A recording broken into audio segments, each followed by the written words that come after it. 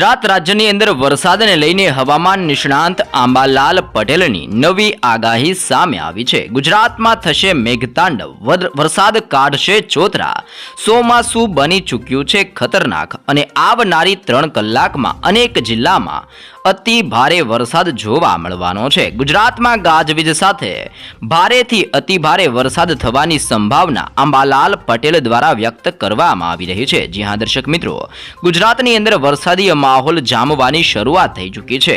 ગુજરાતના હવામાન નિષ્ણાંત આંબાલાલ પટેલ દ્વારા ચોમાસાના પ્રારંભ અને ગુજરાતની અંદર ધમાધમ વરસાદ થવાની સંભાવના વ્યક્ત કરવામાં આવી છે। ગુજરાતની અંદર ચોમાસાનો વિધિવત પ્રારંભ થઈ ગયો છે, ત્યારે તેની સૌથી વધારે અસર સૌરાષ્ટ્ર અને દક્ષિણીય ગુજરાતના વિસ્તારમાં સૌથી વધારે અસરો જોવા મળી રહી છે, જેમાં પાછલા 24 કલાકની અંદર સૌથી વધુ ગઢડાની અંદર 13.9 ઇંચ વરસાદ ખાબક્યો છે। પાલીતાણાની અંદર છેલ્લા 24 કલાકમાં 11.9 ઇંચ, સિહોરની અંદર 11.6, બોટાદની અંદર 11 ઇંચ અને ભાવનગરની અંદર જેસરની અંદર 10.4 ઇંચ વરસાદ નોંધાઈ આવ્યો છે।